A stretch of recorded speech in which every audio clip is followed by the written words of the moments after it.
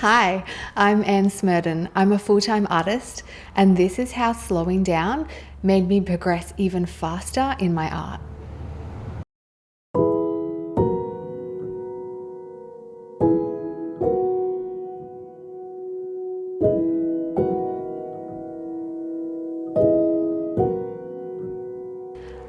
I've been on a little bit of a journey over the last year. I felt like a change was needed in my life, in my arts practice, so I shook things up.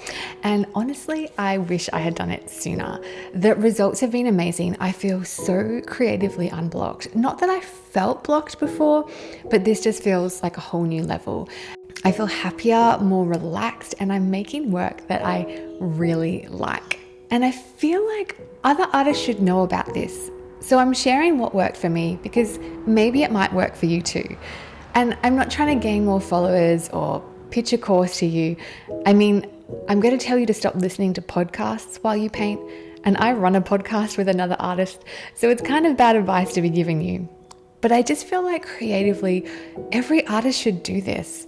So here goes. I hope it helps.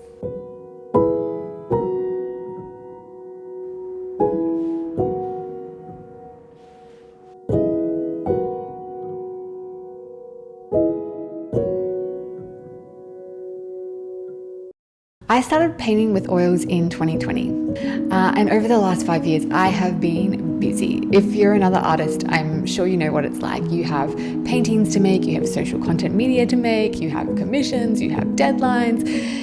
You also have to try and understand taxes and your finances, and you should be networking, but you're probably not, so you've got that guilt on your mind. There's so much going on, and social media doesn't help. The algorithm keeps popping up with free webinars about how to make 6 figures selling art and 5 mistakes every artist should stop making, and I feel like I have to watch them all, otherwise I'm going to fall behind.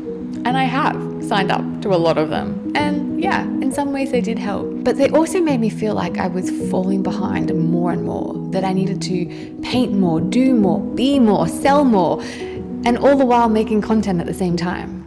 I always had a podcast on while driving, while painting, and I was listening to it at 1.75, sometimes 2 times speed, because I just couldn't get enough knowledge in fast enough. I needed to keep up. I thought being successful as an artist meant working hard and being busy, and I admired that hustle. I genuinely thought that rest was for people who weren't going to make anything of themselves in life, that if you weren't filling every waking moment with something useful, that you were falling behind.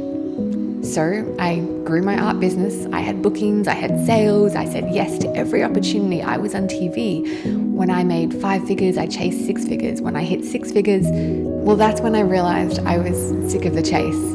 And that's when I learned that being busy was the opposite of being creatively productive. And I feel like it's really important for other artists to know this, because I assume that everyone else is like me and being influenced and told that we have to do more and keep up and go faster on this treadmill of chasing success. But since slowing down, I've sold more art, I've enjoyed life, I've had more time for hobbies and more time for people. And people are really important. So how did I do it?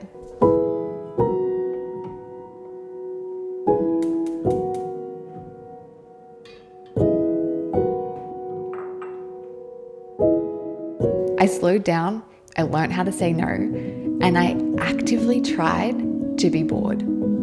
First, slowing down actually helped me finish paintings faster, paint better, and enjoy the process.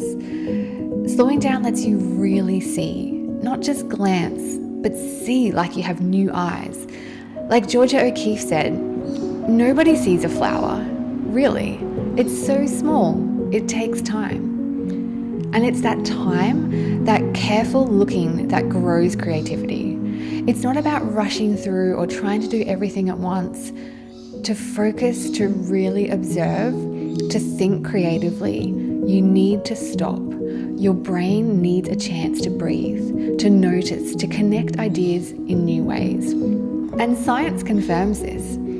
Boredom, the kind we used to experience in long queues on bus rides or while staring out the window, is actually vital for creativity. Neuroscientists call it activating the default mode network. It's like a standby mode in the brain that lights up in the hippocampus and parts of the frontal lobe when we're not actively focused. It's here, without the inner critic breathing down our neck, that free associations spark those aha moments. That's why our best ideas often come in the shower, on a walk, or while driving, activities where our brain is on autopilot and allowed to wander. A 2014 study even found that people who did a deliberately boring task before a creative one produced significantly more original ideas. But in this life, boredom doesn't exist. Everything is geared to take our attention, to steal our focus. Anytime we have a spare moment, we grab our phones and scroll or check our emails. In fact, Professor Gloria Mark has found that the average person checks their emails 74 times a day and switches tasks on their computer 566 times a day. We rarely give our minds a true break. Instead of daydreaming, we fill every pause with podcasts, social feeds, or videos, leaving no space for that deeper thinking to happen. And when boredom is replaced with constant dopamine hits from technology, our brains adapt in harmful ways. Michael Easter, in his book The Comfort Crisis, writes that overworked, under-maintained minds are linked to depression, life dissatisfaction, the perception that life goes quicker, and increasingly missing the beauty of life that is only present when we allow our minds to wander and be aware. So without boredom, without slowing down, we are creatively handicapping ourselves. So I've been taking this year to stop, to really listen, to consider each mark I make, each shape, each brushstroke. It opens space for intuition and insight to emerge. I've stopped listening to podcasts while I paint, and I break up my working day. I don't push through anymore, painting 8 a.m. to 6 p.m. I take a break. I go for a ride. I do 30 minutes of gardening. Then I come back to the studio, more alive and more motivated than ever. It's not that I'm slacking off.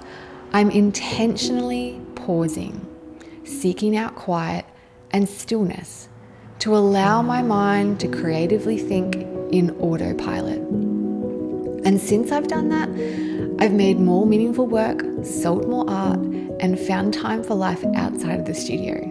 Horse rides, birdsong, quiet afternoons. I'm happier, more relaxed, more myself, and I'm enjoying painting even more now. And I've always loved painting, but now I love painting even more.